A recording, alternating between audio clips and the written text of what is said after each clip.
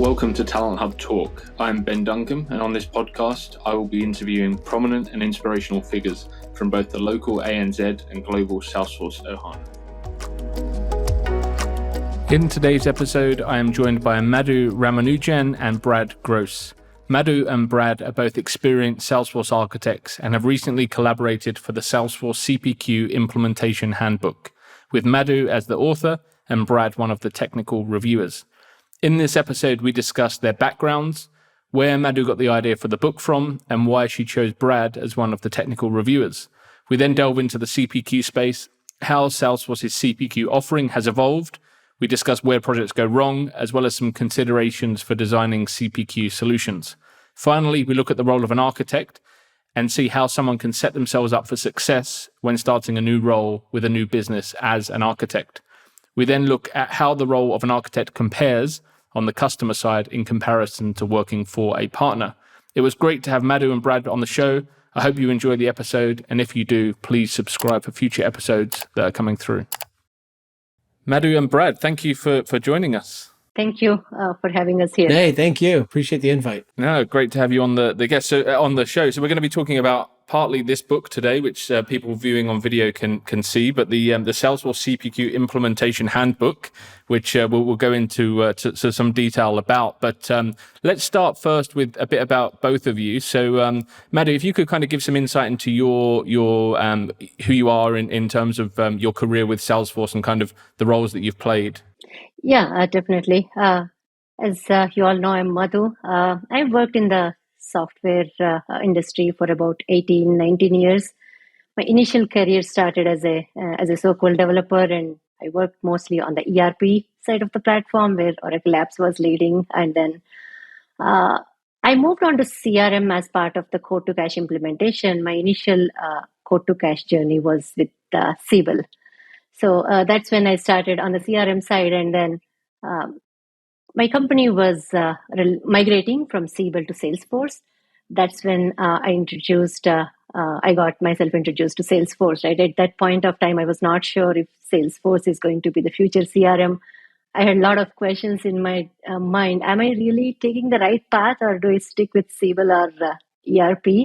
With that mindset, I decided to give it a try and move forward. But that was one of the awesome decisions I have taken in my career that totally shifted my career path, and I'm glad I did that. So last 13, 14 years, I've been working in the Salesforce ecosystem, multiple implementations, Sales Cloud, Service Cloud, communities, and a lot of CPQ implementations. Yeah, nice. And Brad, what about yourself? What's your Salesforce journey look like? Oh, man. I had more hair at the beginning of my Salesforce journey than I do now. Let's start with that story. But I have been doing Salesforce since 2000, late 2000s when I started. There's probably a story there that I cannot use in this podcast. I go into that. Maybe in a future one. If you invite me back, I can tell that story. But I was a customer for quite a few years. I've been an evil consultant, quote unquote, for about 10 or 15 of those years. I've been doing CPQ for about 6. But along the way, it's been fascinating because a lot of what I do is I spent a lot of my time and a lot of my growth by helping other people implement Salesforce. And that doesn't mean necessarily as clients. This could mean also on the community side and providing answers and help. That gives me benefits. That helped me learn the system a little bit better than others. Gave me an opportunity to speak, which is obviously I think I enjoy doing. So there's a benefit there. But it gave me some access to some wonderful people. And a wonderful Salesforce community who I consider many of them to be close friends of mine. So from Salesforce MVP to now to Hall of Fame, and now here I am now, helping Madhu with this book. And just we can't gloss over the fact that you're actually well known everywhere, right, Brad? But Australia as well. You spent some time here, which some of the crew that will be listening to this will probably have met you and spent some time with you. Yeah, how about that? It's amazing. I love the Salesforce ecosystem in Australia is spectacular. I've been fortunate to spend some time there. I went to school in Surfers Paradise, and I know you're going to feel bad about me saying that to you, Ben. I know you're just sad about that, the fact that I had to live that terrible experience. Yeah. But I found that Australia is fascinating. at least in my experience, and everyone's experience may vary, but I find that organizations within Australia are willing to make solid investments in good technology and automated technology just because of the cost of staff and how to maintain and how to keep those businesses going, especially because labor is tight. Getting access to local talent can sometimes be challenging.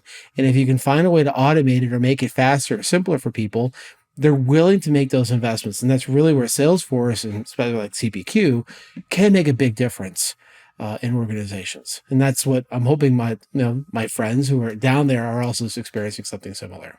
Absolutely, yeah. I can definitely vouch for the talent shortage, and the prices of salaries are going through the roof as well. So I think there's even more of a focus on automation right now. So let's talk a little bit about the book then, Madhu. So what was it that interested you about writing a book? Has it always been something you wanted to do?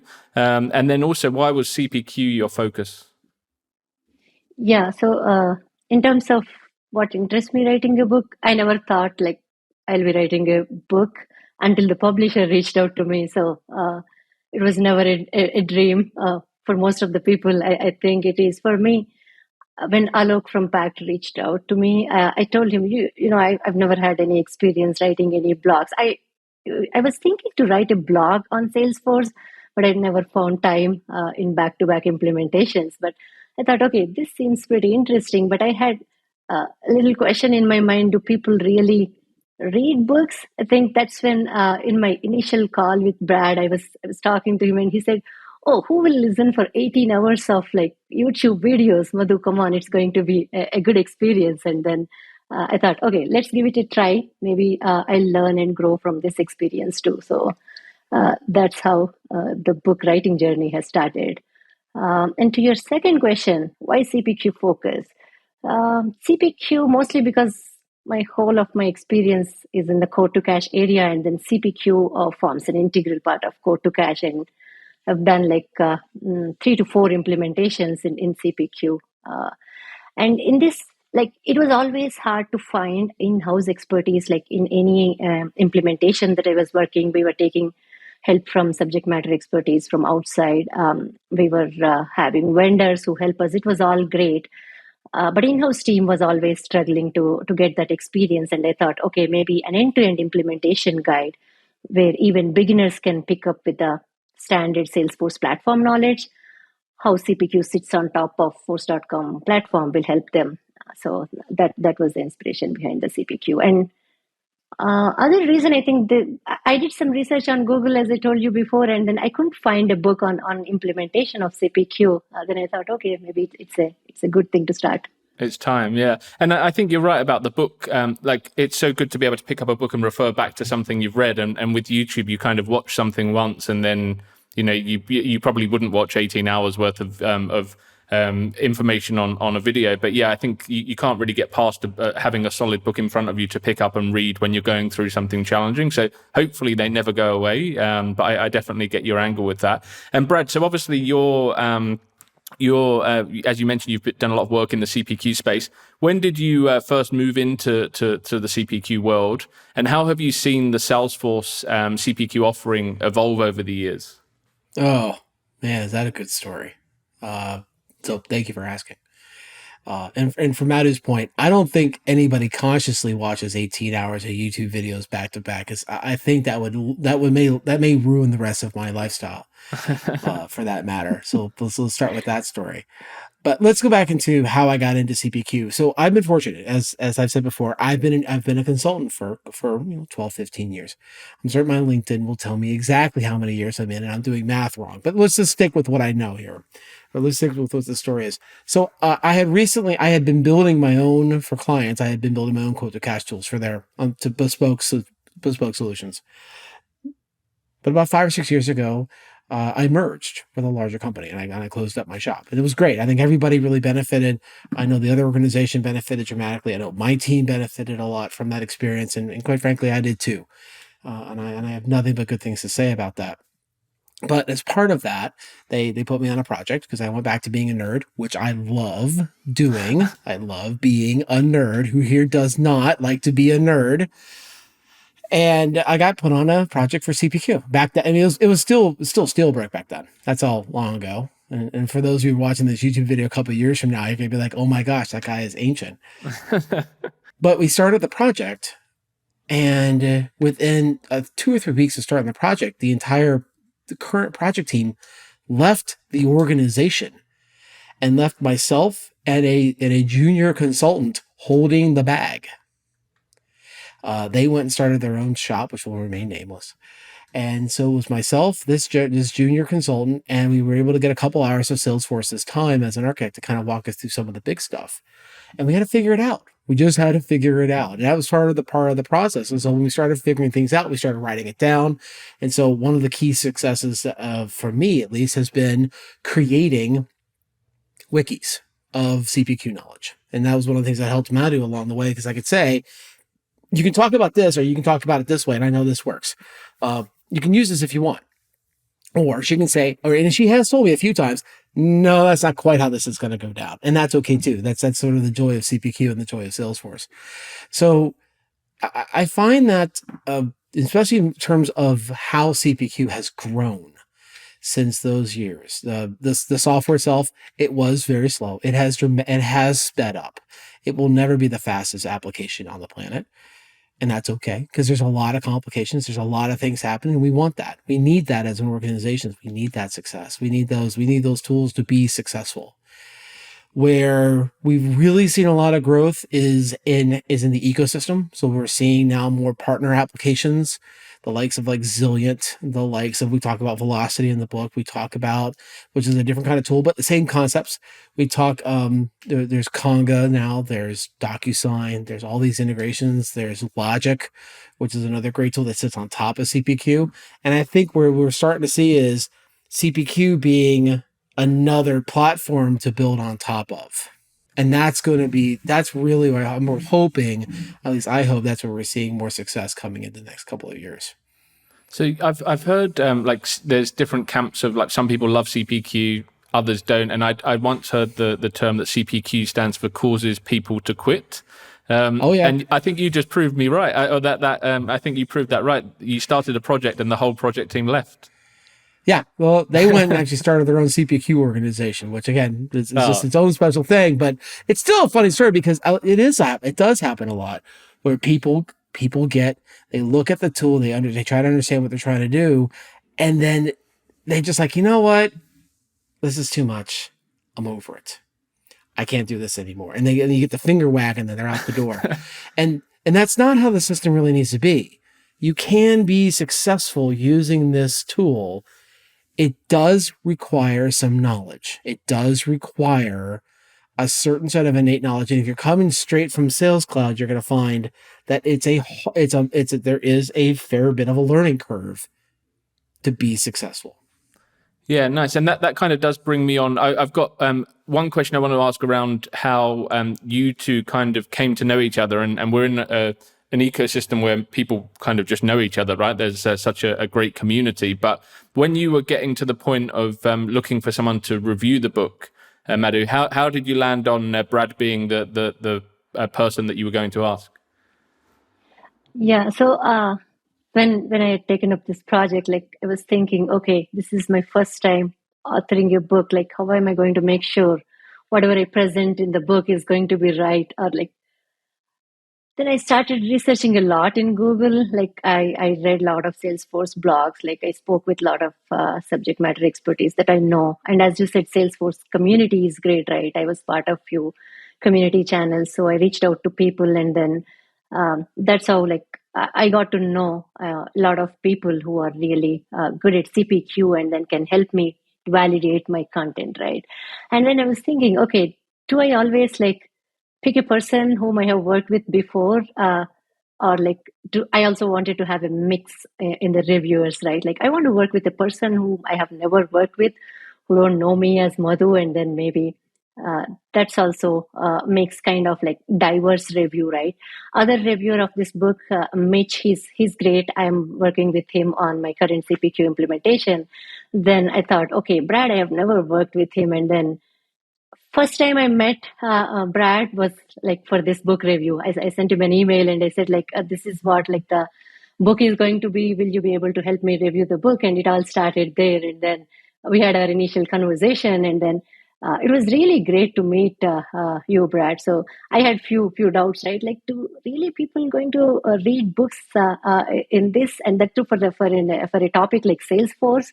I was not sure, but then I think that's when I also started reading a lot of books for myself after a long time. I really like the way, right? So you're off from your computer, you're off from your phone, you just like sit in your backyard and then start reading the book. And then, because I wanted to know how different authors are presenting, right? So that's how it started. And then glad that we know each other. And then it was great the way Brad was reviewing and the way Mitch was helping. Both of them have different perspectives, the way they were giving the feedback. So I think I got maximum out of their knowledge in presenting this book to different audience.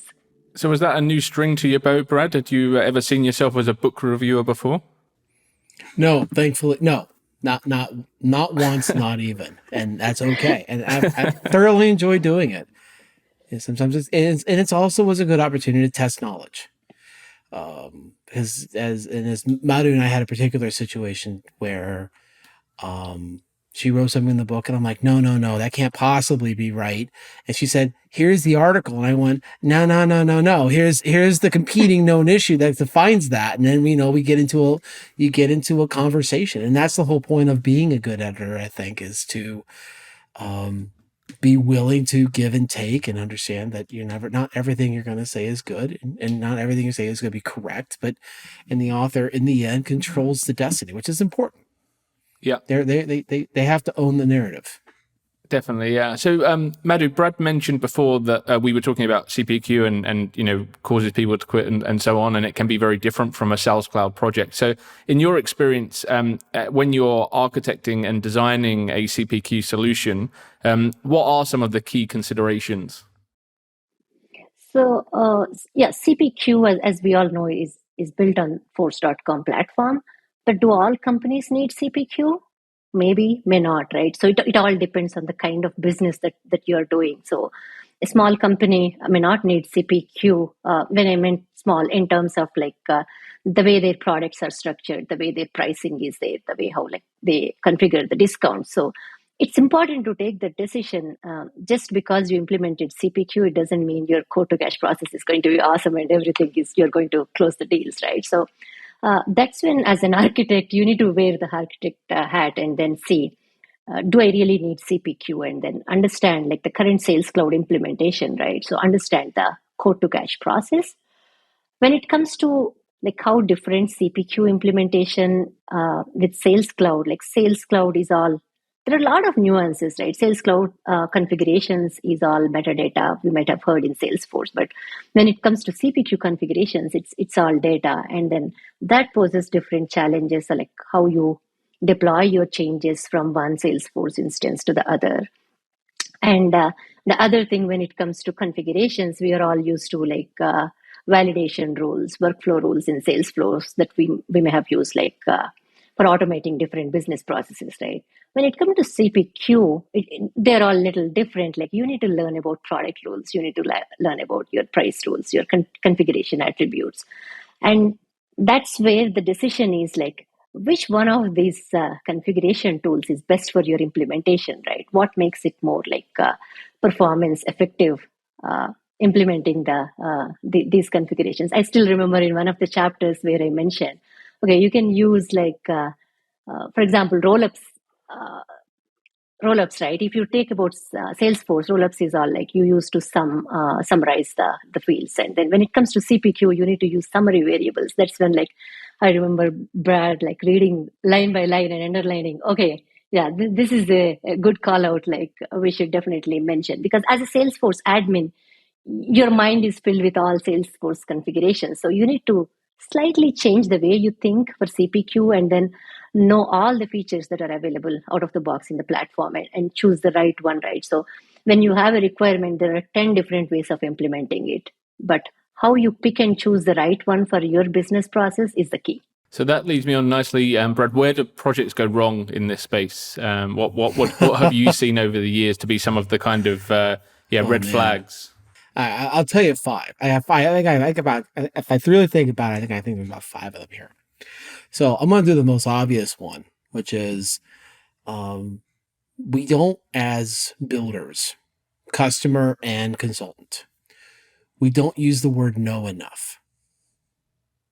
Because we hear all these requirements, we hear everything that everybody wants, and we need to be willing to say, no, that's not a good idea. That doesn't fit an overall plan. That only solves an edge case that's going to last for 6 months, and then you're not going to use it, and then it's going to get in the way. Or my favorite, it's going to overly complicate the user experience. Users aren't going to want to use it, and now you have bad data. And that's worse, and that's terrible. So not using no, not being afraid to use the word no is usually a bad sign. But maybe let me think through a couple others here. So usually it's around the product catalog. And when I say by product catalog, you need to recognize that the product catalog that you have today may not necessarily be the product catalog that you're going to be using within CPQ in your backend accounting systems, because you have more tools available in the tool set. You have the ability to summarize. You have the ability to make it easier.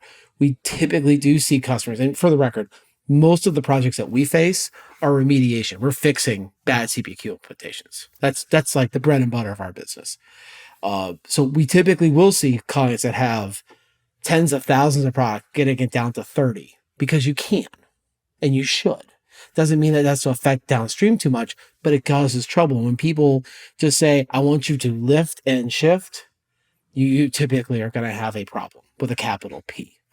So I think about that. I think the second one is understanding that a bundle is a great concept. However, the challenge has been is we see customers that create, I call them monolithic bundles. And I always think of that scene from that movie, that 2001 movie, where you see this big thing and this is controlling your destiny. And I think about that as an image, because you look at these people with bundles that just have tens and tens and tens and tens of different configurations and different functionality. And all that does is slow down the system dramatically. And then you're not able to use the functionality of CPQ effectively, because you've just transferred one problem into something else.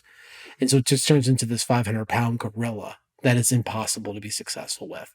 So creating smaller, more nimbler bundles allows CPQ to run better, and also allows users to get a better experience.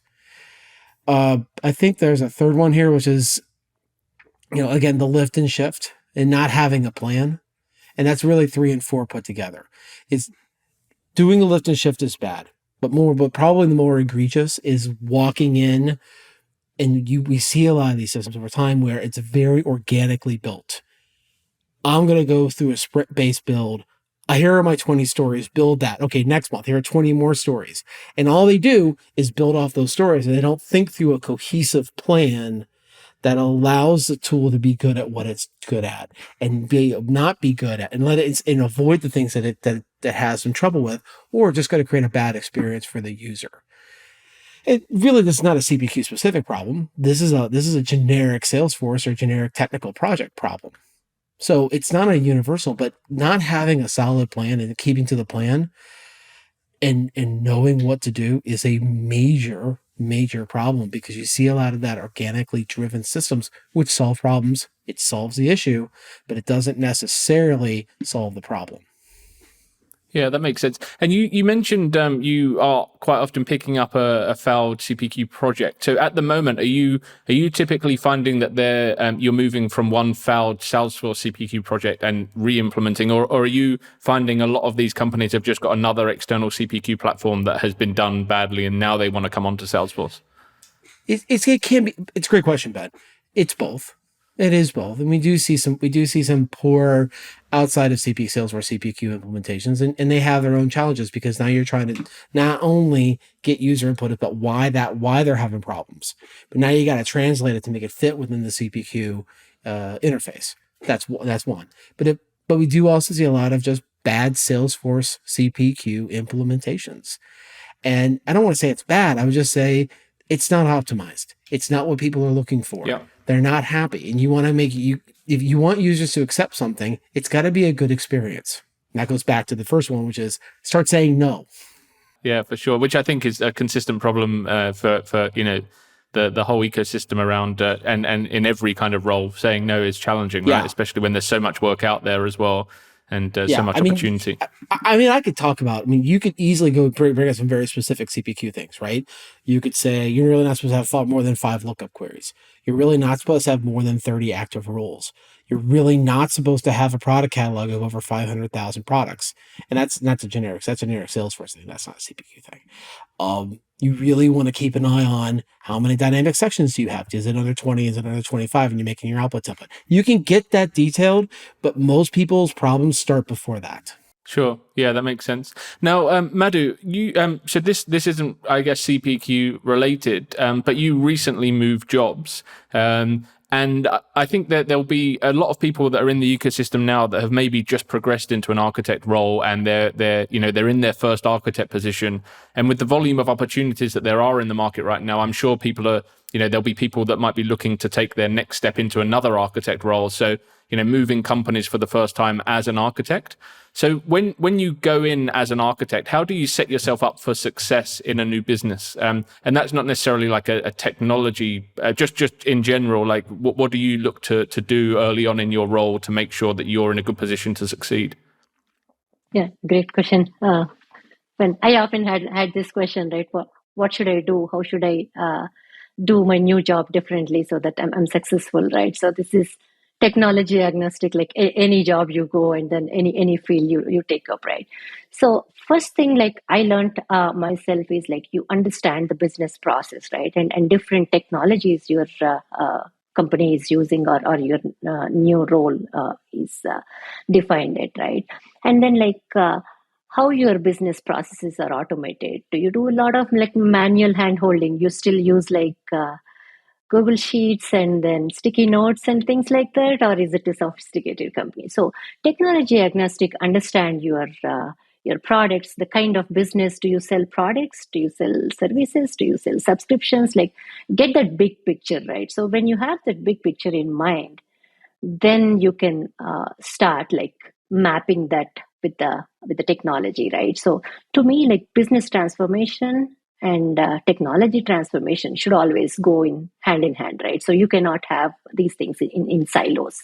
So that's one thing. And then when it comes to like code to cash specifically, so I'm relating this to my experience, right? You understand like how your current system is defining your product catalog, your pricing, so your discounts.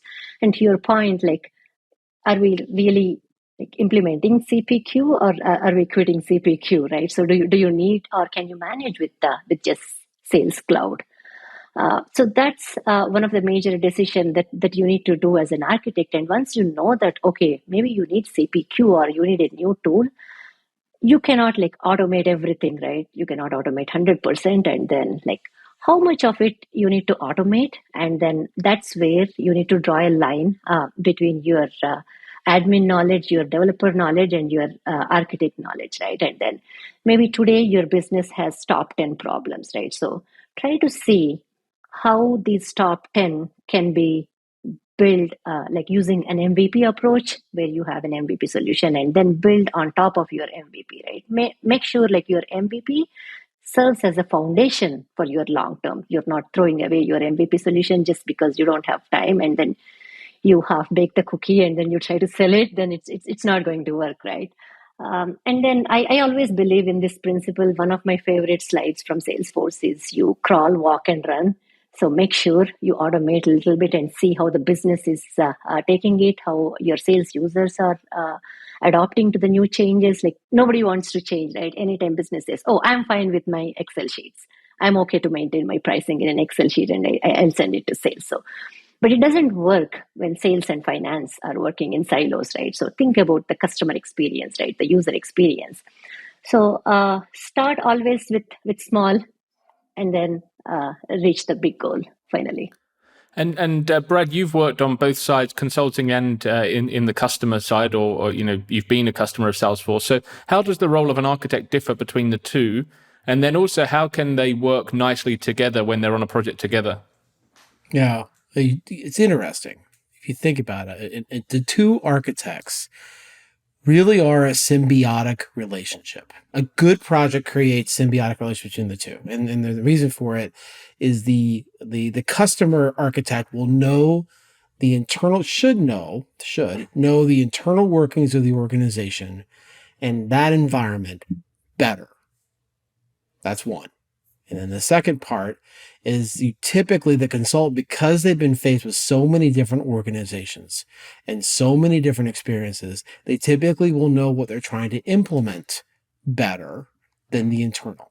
And so now it becomes that question of how do we connect these two thoughts together to create a good project. When they're adversarial, the projects usually go poorly. When there's a synergy and they would like to work together and they want to work together, magic happens and you typically get better projects.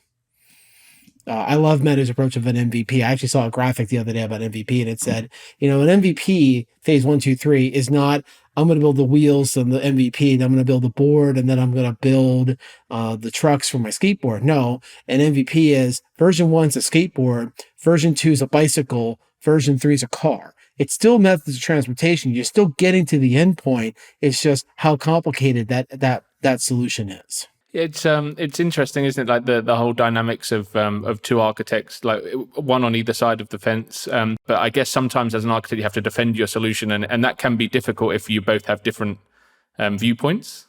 Yeah, but that's a normal thing of humanity. And there are going to be times when you're not going to necessarily agree, and that's where you got to come up with the right solution. Sometimes the consultant should back down. Sometimes the customer may back down, but that's okay. Yeah. What you're looking for is the best solution that's going to fit within the time and budget allowed. And knowing that in the end, the client's cutting the check. So, and that's probably not the right answer to say on a podcast, but that is the reality of life as a consultant. Absolutely.